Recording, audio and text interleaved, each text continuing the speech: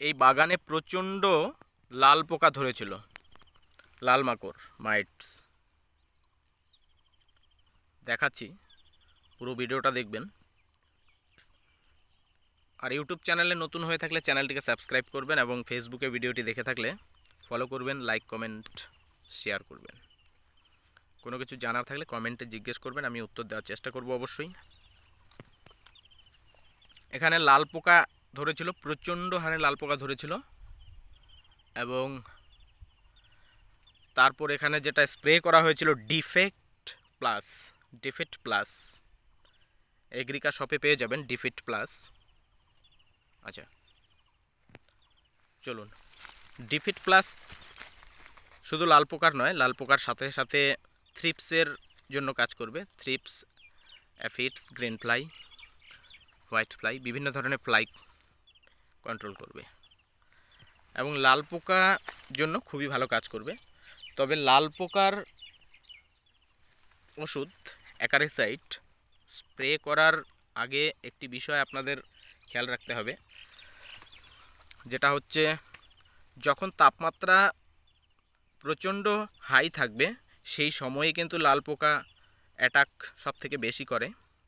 সেই জন্য আপনারা অবশ্যই চেষ্টা করবেন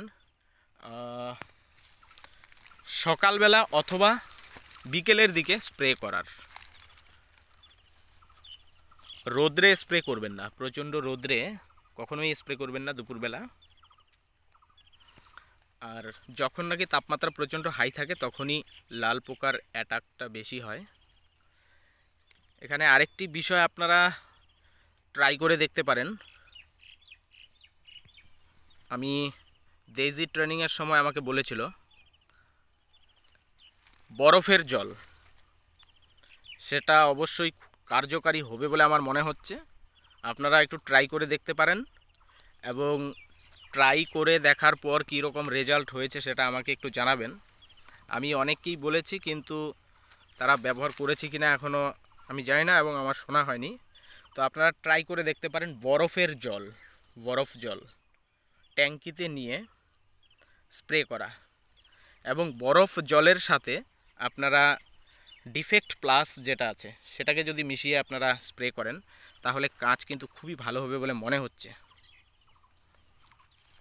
আচ্ছা, এখানে কীরকম লাল পোকা হয়েছিল সেটা দেখাচ্ছি। তার আগে লাল পোকা ডিফেক্ট প্লাস মারার পর যখন লাল পোকা চলে যাওয়ার পর কীরকম হয়েছে পাতাটা সেটা একটু দেখুন। এই দেখুন পাতাটা দেখুন।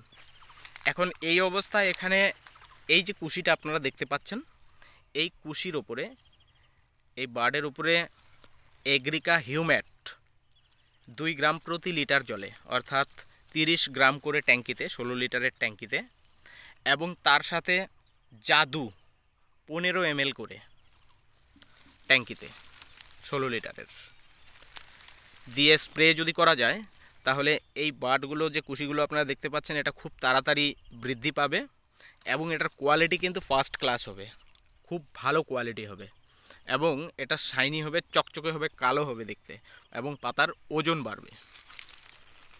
তো আপনারা যাদের এই রকম পজিশন আছে বা এর থেকে ছোট আছে, ধরুন এর থেকে এটা তো বেশ অনেকটাই বড় হয়ে গেছে, গ্রিন লিফ হলে এটা তুলতেই হয় বা আরও আগে তোলা উচিত ছিল। তো যাদের ধরুন ছোট ছোট আছে, এই যে দেখাচ্ছি, এই দেখুন এইরকম ছোট ছোট আছে, এইরকম ছোট ছোট, আপনারাও কিন্তু এগ্রিকা হিউম্যাট এবং জাদু এই দুটো একসাথে মিশিয়ে কুশির ওপরে স্প্রে করতে পারেন, তাতে কিন্তু রেজাল্ট খুবই ভালো পাবেন। দেখুন দর্শক, এই তো দেখুন, এগ্রিকা হিউম্যাট আর জাদু এই দুটো 30 গ্রাম করে থাকবে হিউম্যাট, আর জাদু থাকবে 15 ml, 16 লিটারের যে ট্যাঙ্ক হয় সেটাতে।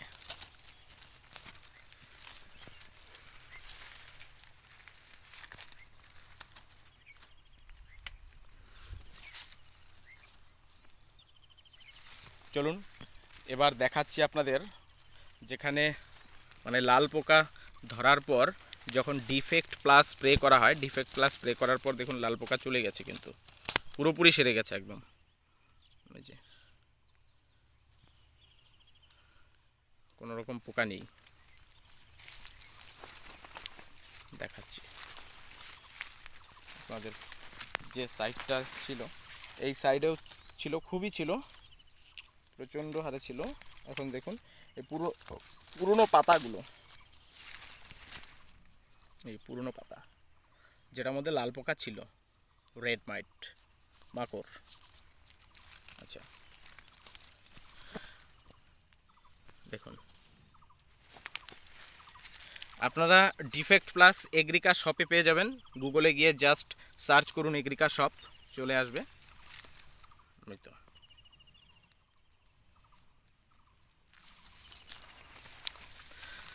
তবে যে বরফ গোলা জলের কথা বলা হয়েছে আপনাদের, সেটা কিন্তু দারুণ এফেক্টিভ হবে, দারুণ কার্যকারী হবে বলে আমার মনে হচ্ছে।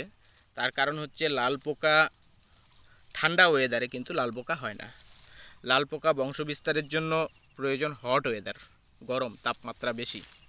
যত তাপমাত্রা বেশি হবে তত লাল পোকা বংশবিস্তার করতে সক্ষম হবে, এবং সেই পরিবেশটা লাল পোকার জন্য খুবই উপযোগী। তো যদি লাল পোকার যখন আছে চা বাগানে দেখবেন, তখন সেখানে যদি আপনারা বরফের জল স্প্রে করেন, সেই ক্ষেত্রে প্রচণ্ড ঠান্ডা পাবে, এবং ঠান্ডা পেয়ে গিয়ে কিন্তু সেটা লাল পোকার বসবাসের জন্য, থাকার জন্য সুবিধাজনক হবে না। আর স্বাভাবিকভাবেই লাল পোকা কিন্তু দুর্বল হয়ে যাবে এবং মারা যাবে। দেখুন, তো আপনারা এই বরফ গোলা জলটা ট্রাই করে দেখতে পারেন, একটু কীরকম হয় আমাকে অবশ্যই জানাবেন। দেখুন, এবং ডিফেক্ট প্লাস যেটা আছে সেটা স্প্রে করার পর কিন্তু আপনার যে গাছ যে ড্যামেজ হওয়া, গাছের গ্রোথ যে কমে যাওয়া, সেটা কিন্তু হবে না। এই দেখুন, এখানে উপরে দেখুন প্রচণ্ড সুন্দর বাট, সুন্দর কুশি, এবং নিচে দেখুন এই লাল পোকা ধরেছিল। এই দেখুন লাল পোকা ধরেছিল নিচের পাতাগুলোতে। চলুন এবার দেখাচ্ছি আপনাদের যে কীরকম হারে লাল পোকাটা ধরেছিল। দেখুন,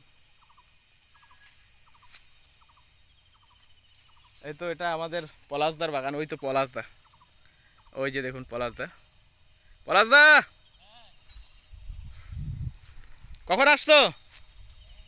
হ্যাঁ, কখন আসলা?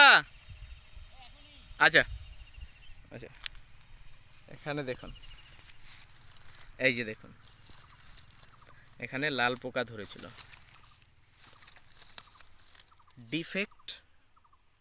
ডিফিট প্লাস এগ্রিকা শপে দেখবেন ডিফিট প্লাস।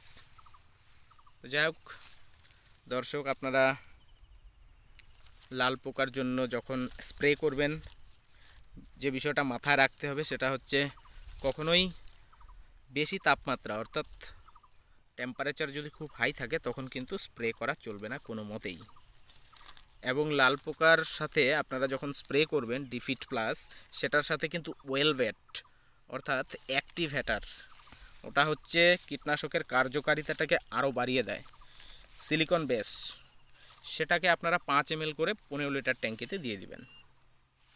এই দুটো একসাথে মিশিয়ে সকালবেলা অথবা বিকেলবেলা স্প্রে করুন, রেজাল্ট খুব ভালো পাবেন বলে আশা করছি। দেখুন, এই জায়গাটাতে প্রচণ্ড ধরেছিল লাল পোকা, এই জায়গাটায়। আর যেগুলো আপনাকে আমি বলছি সেগুলো টিবোট অনুমোদিত কীটনাশক, চিন্তার কোনো কারণ নেই। দর্শক ভালো থাকবেন।